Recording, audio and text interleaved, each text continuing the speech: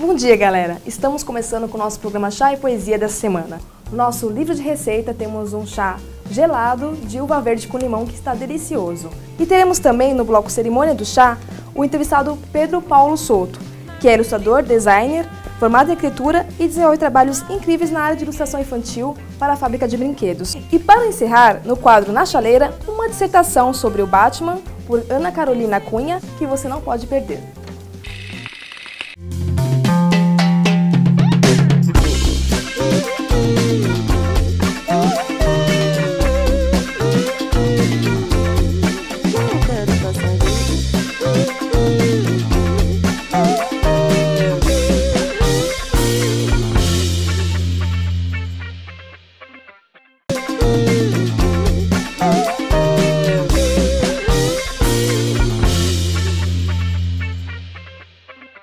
Estamos de volta com o nosso programa Chá e Poesia. Enquanto o nosso convidado não chega, que tal prepararmos um chá delicioso para ele?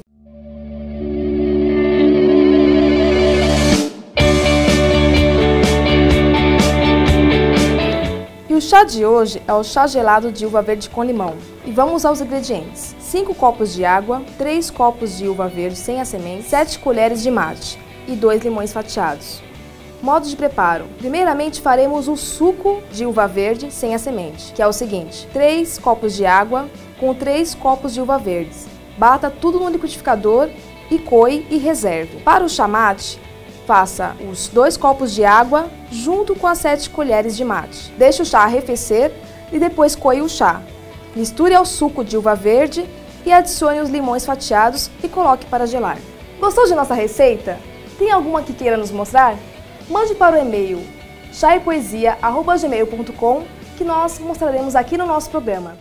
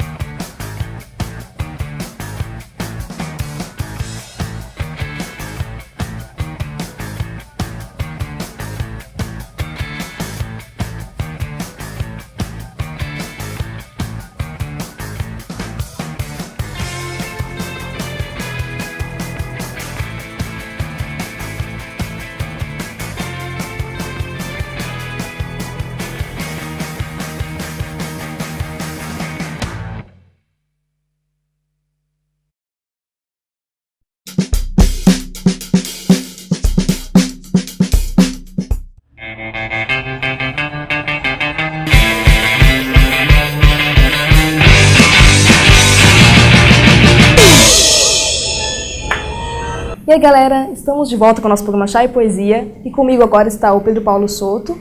Pedro Paulo Souto, para quem não conhece, ele é ilustrador com trabalhos na indústria de brinquedos, livros didáticos e publicidade. Além disso tudo, é formado em arquitetura e já foi membro do Núcleo de História em Quadrinhos da FAUSP.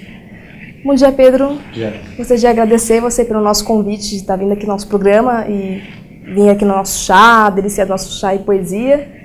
E inicialmente vou servir você com o nosso chá de uva verde com limão. Espero que você goste.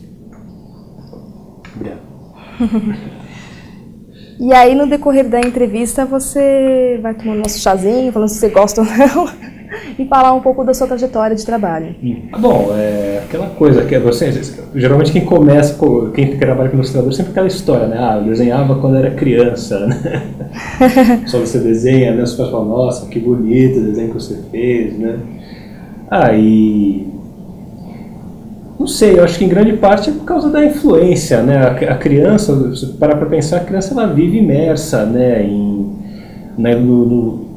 produtos culturais ligados ao desenho, né? Animação, história em quadrinhos, né? Boa parte da mídia feita para criança é baseada no desenho, na ilustração, né? Então isso já é o início, né? Só que algumas pessoas pegam e perdem interesse, mas eu mantive o interesse nessa linguagem, né? Mas teve algum artista que quando você começou a se interessar, você viu um trabalho bacana e que você falou assim, nossa, o trabalho desse artista é muito legal e eu vou engrenar nessa área? Eu acho que assim, quando eu era adolescente, né, uma coisa assim, isso de realmente pegar e falar, digamos, um trabalho assim que eu tenha visto, que foi revelador, né, não é propriamente uma influência tão grande hoje, mas foi meio, digamos assim, uma revelação do tipo, poxa, não gostaria de ser tão bom quanto esse cara, né, um artista japonês, né, chamava Ryoichi Kegami. Nome difícil. Ele foi... Eu tinha 15 anos, eram umas férias, né? E daí pedi para meus pais comprarem para mim um pacotão, né, de uma minissérie que publicou, que chamava Maya, Garota Sensitiva, né? Eu não sei, na época aquela coisa, né? Eu não gostava... Uma questão de gosto, né? Eu não gostava muito do quadrinho de super-herói, né? E Mônica, assim, eu já estava numa idade lá que estava perdendo interesse na Mônica, aquela coisa adolescente, né? Não gosto de Mônica, né? Sim. E era um trabalho assim, é um trabalho um pouco obscuro, né? Na realidade, esse Ryoichi Kegami, o trabalho mais famoso dele é uma coisa que foi lançada meio marginalmente no Brasil, que chama Crying Freeman, uma história de Kung Fu e tal, mas esse da Maya Garota Sensitiva é um trabalho também meio obscuro, mas eu vi, era uma coisa assim que não se via isso nos quadrinhos, geralmente na banca, né? Era um negócio que, naquele sistema dos japoneses, né, de trabalho, em que você tem um cenário ultra detalhado, além de você ter uma arte muito expressiva, muito estilizada, né, uma arte que lembra um pouco aquela coisa da caricatura do desenho animado, você vê isso combinado com um realismo muito grande, né? Um artesanato muito refinado. Os japoneses, eles são organizados para trabalhar com um exército de assistentes, né? Mas ainda assim é uma coisa que não é uma linha de produção, né? Você tem um autor no centro, né? Como a abelha rainha e ao redor dele, trabalhando junto com ele, os assistentes, né? Então eles conseguem misturar assim uma produtividade muito grande, um detalhismo muito grande na arte com assinatura pessoal, né, do artista. Então você olha, era uma coisa assim que você pensa, nossa, eu nem sabia que ela fazia essa história em quadrinhos, né, em desenho, daí.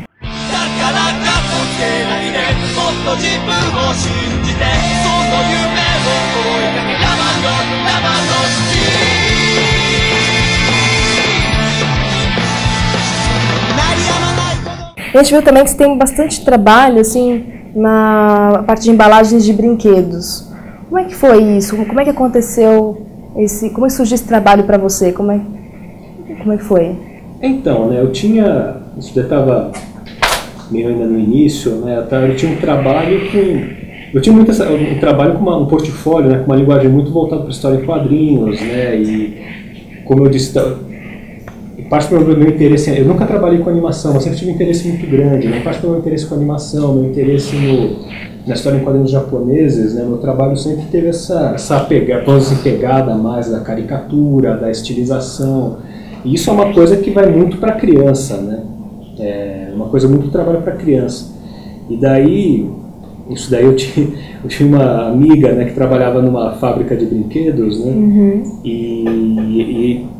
E daí eu comecei a trabalhar, fiz um produto lá para, não de embalagem, né, era um produto só de ilustração de algumas peças, né, de produtos de brinquedos educativos, né, e daí eu acabei o pessoal gostou do trabalho, né? Foi fazendo outro trabalho, outro lá, chama Toyster, a firma, né? E ela tem a Toyster ela tem várias divisões, inclusive a de jogos, né? Jogos de tabuleiro, jogos de salão, que poderia chamar também. E nessa parte eu tive a chance de pegar e fazer também embalagem, né? Pegar e cuidar da parte visual, não só de ilustração, né? Mas também às vezes de fazer carta de jogo, às vezes algumas peças assim, tipo envelope, e também fazer a parte de gráfica das embalagens, né?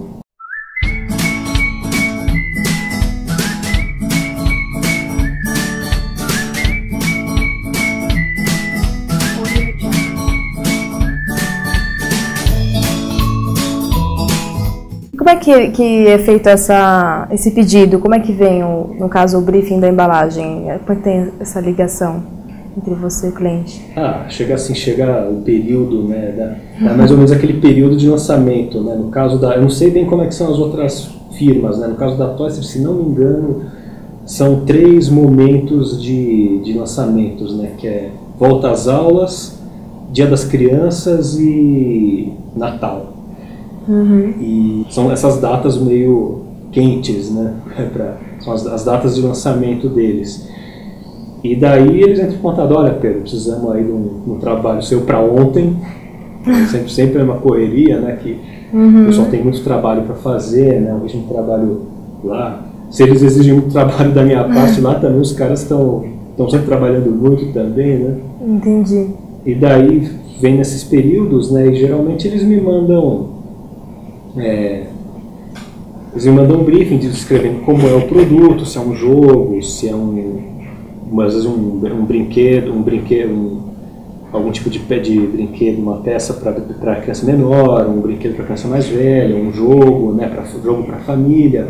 Eles falam quais peças eles querem, eles dão a descrição e eles mantêm um controle assim. Por exemplo, você estava falando de embalagem, das peças eles mantêm um controle rígido na parte do desenvolvimento deles. Eu nunca fiz nada para eles de desenvolver recorte de embalagem, desenvolver recorte de caixa, né? Eles me mandam o que eles chamam da faca, né? Tá, eles te mandam onde vai ser localizado os desenhos. Sim, tem por exemplo, a embalagem, vem o desenho, né, como se fosse aberto, né, da embalagem, a carta já é o recorte, ele fala, tá aqui, e porque a gente quer mais ou menos isso, né? Daí eu vou preparando rascunhos, propostas, né? Ele fala, não era bem isso, não, era isso mesmo, então é isso, só que você tem que mudar um pouquinho aqui, daí o trabalho vai transcorrendo dessa maneira, né? Bom, e conforme eu vou fazendo outros trabalhos do mesmo tipo, a coisa vai indo mais fácil, né? A gente já fica eles já me conhecem melhor, eu conheço também o que eles gostam, né?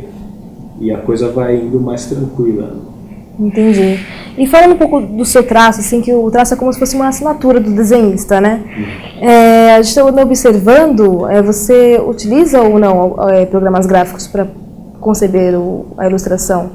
De início, né, eu pegava, né, bom, meu traço é básico, eu tenho alguns trabalhos assim que eu poderia chamar de arte pintada, né, que não tem contorno, né, você pega e trabalha só com mancha de cor, né, mas de modo geral meu trabalho é muito baseado em aquela coisa, você tem o desenho de linha e depois você preenche com cor, o estilo clássico de cor de história em quadrinho, né, isso é uma influência aí no meu trabalho, né. E desses trabalhos que você já desenvolveu, teve algum que você sentiu mais dificuldades? Você, nossa, esse aqui deu um pouco de trabalho para desenvolver? Você tem, às vezes, por exemplo, o trabalho com arte pintada, eles tomam mais tempo, né? E às vezes aquela coisa, né? Você está com um prazo correndo, você fala, poxa, será que eu vou conseguir? Teve uma vez teve, por exemplo, às vezes um trabalho que eu fiz que tinha que fazer que era um diagrama anatômico, né? Com os órgãos humanos, músculos, né? Esse trabalho teve uma dificuldade específica, assim, que eu não sou biólogo, né? Já, como todo mundo, estudei um pouco sobre isso na escola, né? Mas eu não sou biólogo, então, assim, era um trabalho que eu não podia dar um passo sequer sem olhar uma referência, né? Então teve essa dificuldade.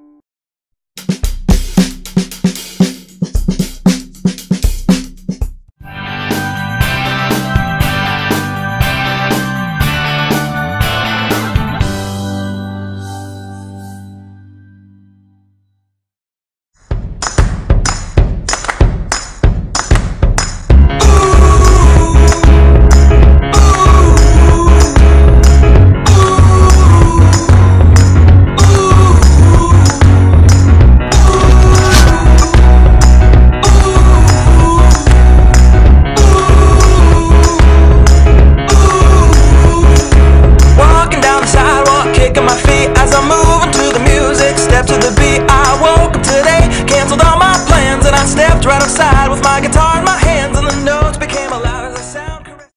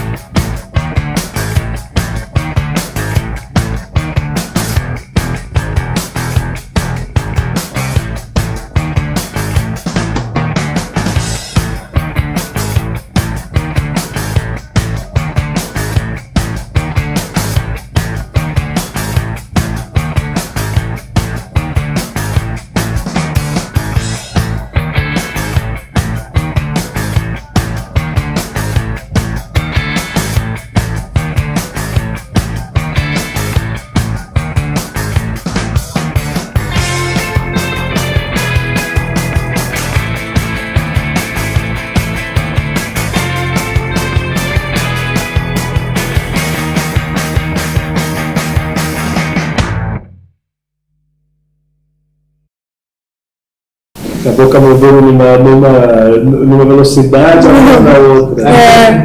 Então, os mistérios da edição aqui, eu mesmo disse aquilo. Então, mas tá lá gravado, entendeu?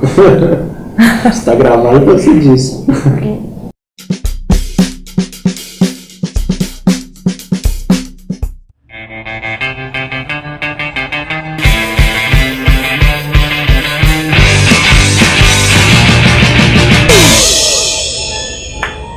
E como foi para você participar do Salão Internacional de Humor de Piracicaba?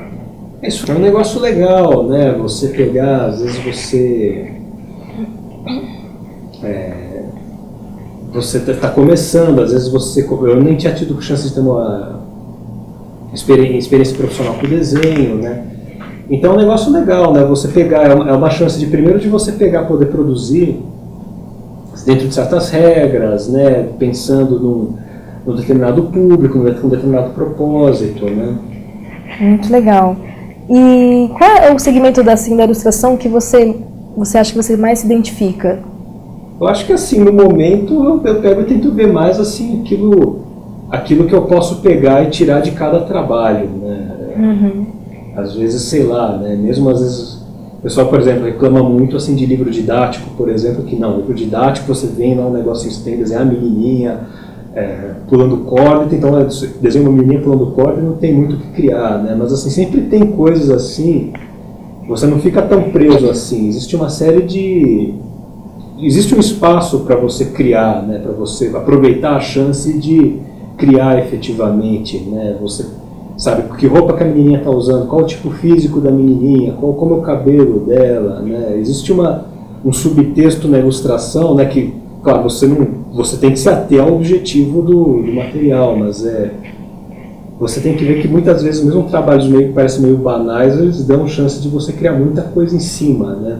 Que, no fundo, parece que você está indo além daquilo que te chamaram, mas na realidade a função do ilustrador, acho que em grande parte é essa, né? Pegar e emprestar um pouco uma graça, um espírito para uma peça, né? Não é simplesmente pegar e, sei lá, né? Pegar e seguir um briefing simplesmente, né? Você pega e coloca um pouco aí de uma criatividade, uma sacada, né?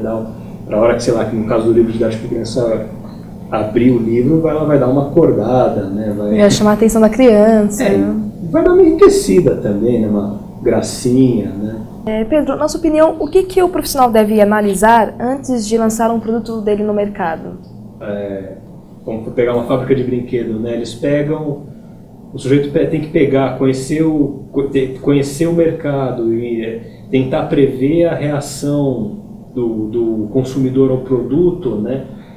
Isso é uma coisa que o pessoal o fabricante de brinquedo, por exemplo, faz. Agora, vendo a pergunta por outro lado, se for para pegar e você lançar o seu produto no mercado, no sentido de apresentar o seu trabalho para editores, agências de publicidade, diretores de arte e tal, acho que é investir, sei lá, né, pegando e cuidando da sua formação, né, como desenhista, né. Mas, assim, o que você acha que a pessoa que contrata, então, o desenhista, o que ele deve levar em consideração antes de procurar você para o trabalho? Muito assim, digamos assim, a relação prévia, né, que tem o antecedente da relação, né, entre o ilustrador e o art buyer, acho que é o termo mais genérico, né? É o portfólio, né? Aliás, portfólio, assim, uma coisa... É sempre interessante, vez por outra, o portfólio é uma coisa que a gente tem que pegar e dar uma revisada, né? Pegar, assim, às vezes você olha para o seu portfólio e fala, poxa, ele está antigo, ele não representa mais o que eu faço, daí você pega, vai nos seus trabalhos e fala, isso daqui é mais aquilo que representa o que eu estou fazendo. Você pega e cria, digamos assim, um portfólio quase como um cartão de visitas, né? Isso sou eu profissionalmente, né?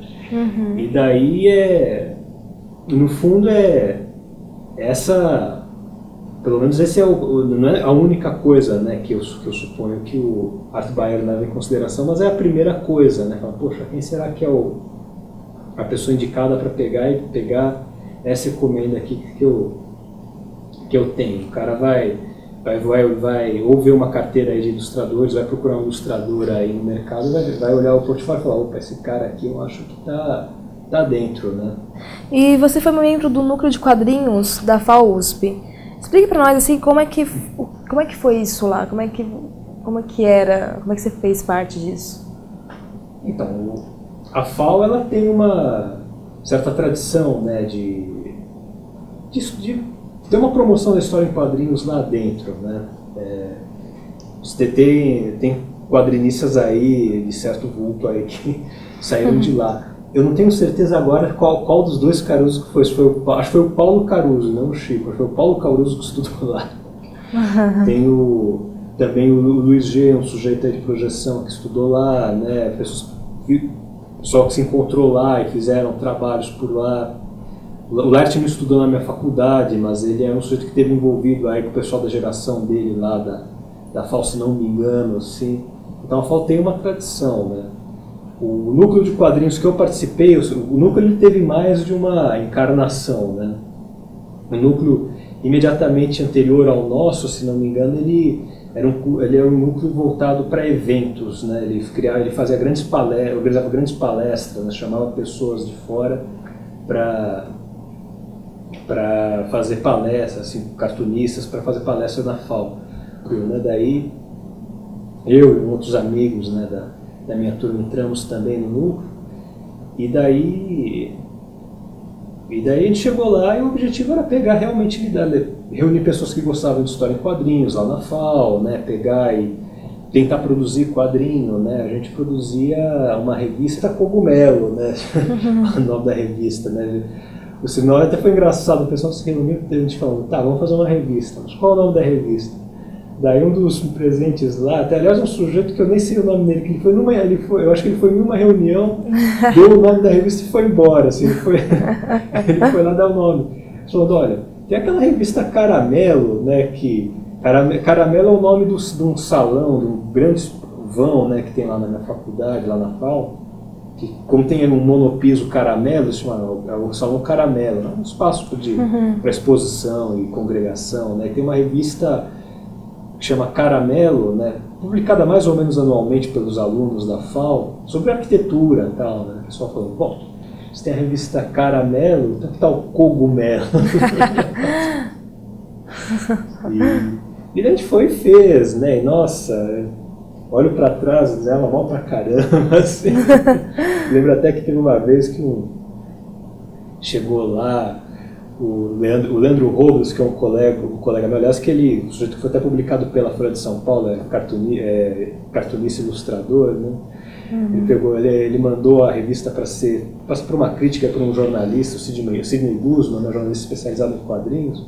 Ele comentou a história por história e falou, só é uma coisa, a história que aquele tal de Pedro Soto fez tá uma droga, é a pior que tem, daí eu preciso melhorar. Mas assim, em suma, o núcleo, depois que eu e a minha turma saímos, ele continuou um tempinho, né, eu acho que a Cogumelo já parou. Mas em suma, é um negócio, assim, pessoas interessadas em história em quadrinhos se reuniam, trabalhavam juntos para fazer essa revista, promoviam eventos, né, em suma, né, pessoas interessadas na área de história em quadrinhos promovendo essa disciplina no meio universitário. Né, entendi. E, na sua opinião, qual que é a importância da história em quadrinhos no veículos de comunicação hoje? A história em quadrinhos, ela teve uma época que ela ela foi assim, como posso dizer, efetivamente um veículo de comunicação de massa, né? Teve uma época que todo mundo que podia lia quadrinho, né? A minha avó, por exemplo, ela falava que ela ficava esperando para ler a história em quadrinhos do Flash Gordon, né? Flash Gordon. E nessa época da minha avó, né, por volta lá da metade do século XX, quadrinhos vendia não digo especificamente no Brasil, né, mas ele vendia em termos de milhões, né? Toda criança, em princípio, lia quadrinho, né? O quadrinho antigamente era visto como uma coisa infantil, né? Agora eu não sei, pelo menos daquilo que eu vejo como observador, né, que o quadrinho ele reduziu bastante, né? O quadrinho eu sinto que ele pegou e sofreu uma coisa semelhante ao rádio, né? O rádio antes ele ficava no centro da sala de estar, como a televisão fica hoje, né? E daí ele foi destronado pela televisão, só que ele não desapareceu, ele foi pro carro, né? Pro radinho de pilha, ele ganhou um novo papel, né? A história em quadrinhos eu sinto que ela pegou e ela se reinventou de certa forma também, ela já não é mais com a concorrência de novas mídias, né? Primeiro TV, cinema, depois agora que está entrando internet, né? Acho que o quadrinho ele se reinventou, né, como outra coisa, né? Ele está uma coisa um pouco, não sei se nicho é o termo, né? Mas agora ele está com tiragens menores, né? E se ele não é mais aquela coisa que afeta milhões, né? Ele está se diversificando. O pessoal falava até muito dessa coisa do quadrinho, isso é uma luta, né, do pessoal da área, né? Não, o quadrinho não é só para criança, o quadrinho é para adulto também, né? Acho que ainda tem gente que acha que o quadrinho é só para criança, mas assim, isso do quadrinho ser só para criança, o quadrinho pode ser para adulto também, até digamos assim, essa até uma etapa quase que está mais ou menos ultrapassada, assim, vencida, né? Agora acho que até o quadrinho está numa etapa assim que você está surgindo assim uma subdivisão do quadrinho semelhante que tem do cinema, né? Você tem o cinema comercial, tem o cinema de arte, você já está tendo assim o quadrinho comercial, né? E o quadrinho de arte, por assim dizer, né? E o quadrinho também tem a importância política, né? De passar alguma mensagem. Bom, você principalmente aí no quadrinho de jornal, né? Que aliás o local de nascimento do quadrinho é o jornal, né?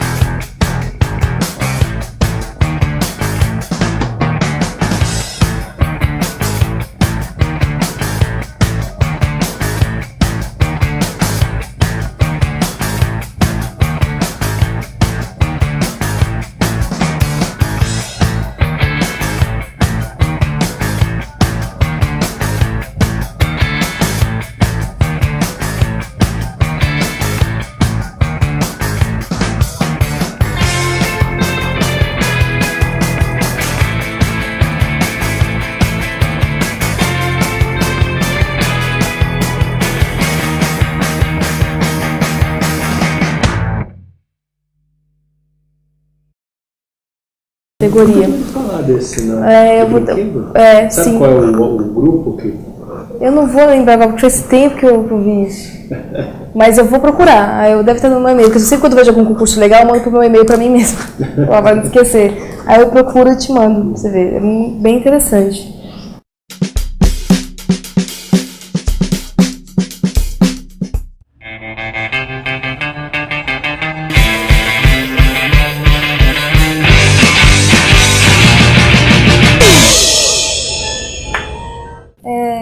entrou, a gente viu alguns trabalhos que você trouxe, né, que você fez para a Toyster, de ilustração para embalagem. A gente gostaria de que você comentasse um pouco para a gente como é que veio essa ideia, como é a concepção do seu trabalho. Bom, que esse é o joguinho dos opostos, né? E é um jogo de raciocínio lógico. Você tem dois elementos, né? Frio e calor, gordo, magro. Tá. Eu recebi um briefing, né? O briefing até que foi interessante, porque algumas coisas eles eram bastante específicos. Gordo, magro, tem que ser dois palhaços. O palhaço gordo ou magro. Daí frio e calor eles estavam na dúvida, né? Originalmente acho que era um menininho na praia e um menininho na neve. Daí eles falaram, a gente está na dúvida aqui, propõe alguma coisa. Eu pensei, já sei. Fazer dois pássaros, né? Só que daí no frio eu vou fazer um pinguim na neve e no calor eu vou fazer uma gaivota tomando sol numa cadeira de praia, assim. E esse da Game Office foi a mesma história? O briefing ou não? Aí é outro público. Game Office é uma firma, é um selo filiado à Toyster, né? É a linha de jogos de tabuleiro, jogos de salão deles, né? Isso daqui é um jogo de destreza física que eles chamam, né? Existe uma série de cartas aqui que indicam, né, posições. Coloca a mão no ombro do seu amigo, fica num pé só, e daí as pessoas vão fazendo isso. As pessoas, para ganhar o jogo, elas precisam pegar e seguir todas essas ordens sem deixar a bola cair. Cada um fica com uma bolinha colorida em um ponto do corpo, embaixo do braço, entre a orelha, entre a cabeça e o ombro, entre os joelhos, né? Que legal. Você tem que fazer tudo. Você vai recebendo ordem, levanta um pé, levanta o outro, agacha. Você tem que fazer tudo isso sem deixar a bolinha cair. O último com a bolinha. E esses trabalhos da Game Office, eu fiz uns 3 desses para eles, né? E de modo geral é um trabalho meio total, né? Porque eu faço de modo geral, faço as ilustrações e também faço um trabalho de design, né? Entendi. Esse aqui foi a Cogumelo que você falou que você quer mostrar um quadrinho? Isso. É o número 4 da Cogumelo. Essa daqui já foi quando eu cheguei aqui no nosso desenho, tá bem cruento assim. Mas isso aqui já é um ponto que eu já estava melhorzinho. Aí o Sidney Guzman já gostou dessa daqui. Não era mais assim, o pior da... Olha, um pouco Pikachu. Acho que já tinha um Pokémon nessa época, não sei se estava influenciado aqui. No caso, a minha verdadeira influência é que eu tinha uns hamsters assim, de estimação. Daí eu pensei, vou fazer alguma coisa com hamster, assim. Ele tá comendo semente de girassol, ele come cogumelo por engano, ele com uma inteligência acima do normal, assim, faz invenções. Aqui tem trabalho de vários colegas também, né? Vou fazer uma propagandazinha dele. Esse aqui é o Chico Zuma, um sujeito que trabalha para o Maltuns hoje. Ele é sócio-diretor da Maltuns. Tem o pessoal aqui. Isso.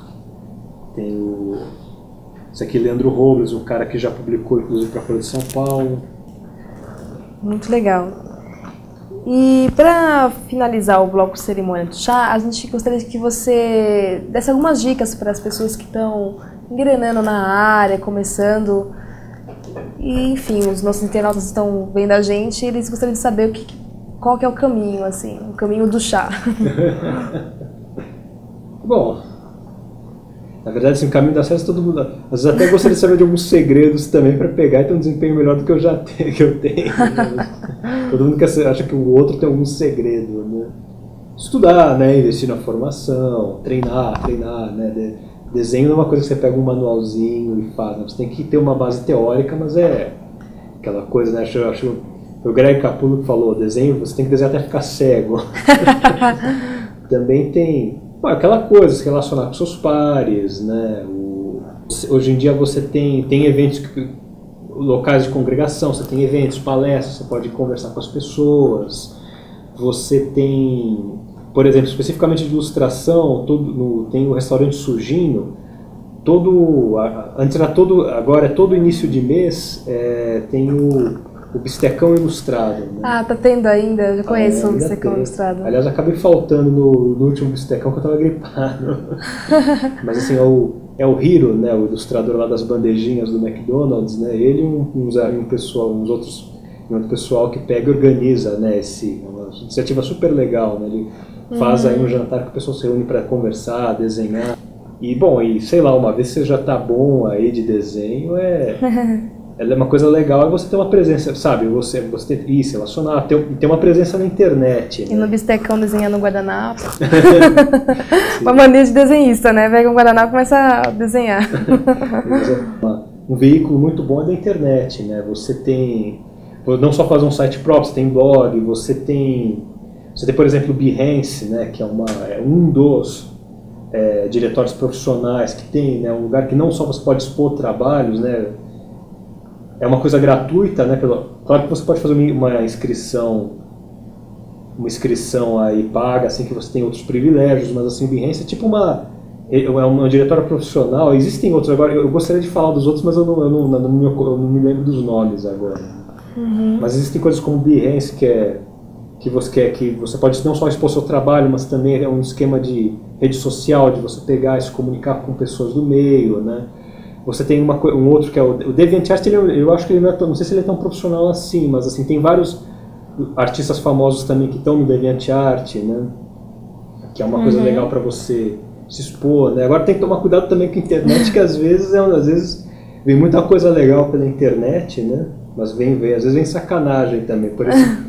Por esse Behance já veio um pessoal aí por cima de mim falando, olha, gostamos do seu trabalho, os estrangeiros. Gostamos muito do seu trabalho, queríamos fazer que você faça trabalho para umas ilustrações para a gente, você só precisa mandar um dinheiro para a gente aqui para a gente fazer a sua inscrição aqui na firma. Então, sabe, tem gente aí você está querendo aí pegar e se colocar profissionalmente, tem gente querendo tirar o seu couro, assim. Tomar cuidado com isso.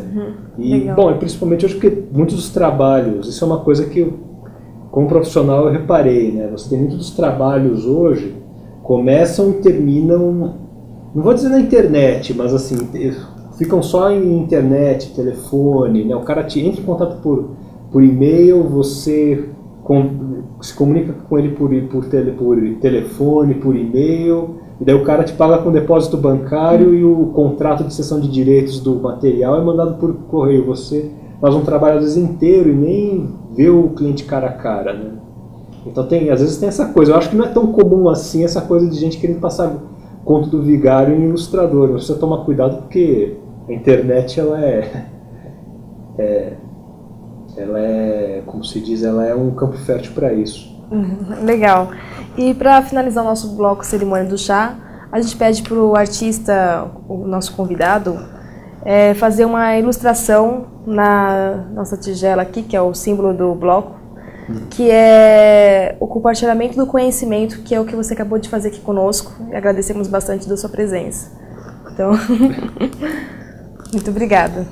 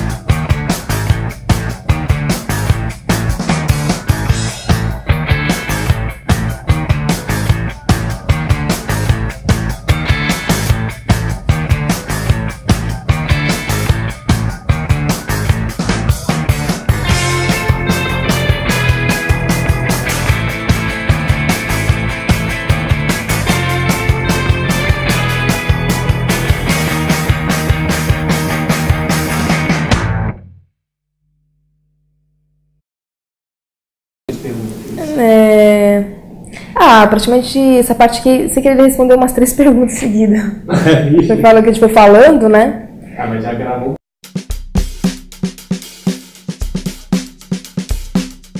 Estamos de volta com o nosso programa Chá e Poesia e trazendo aqui para vocês, recém saindo da chaleira, a dissertação de Ana Carolina Cunha, A Luta pela Justiça.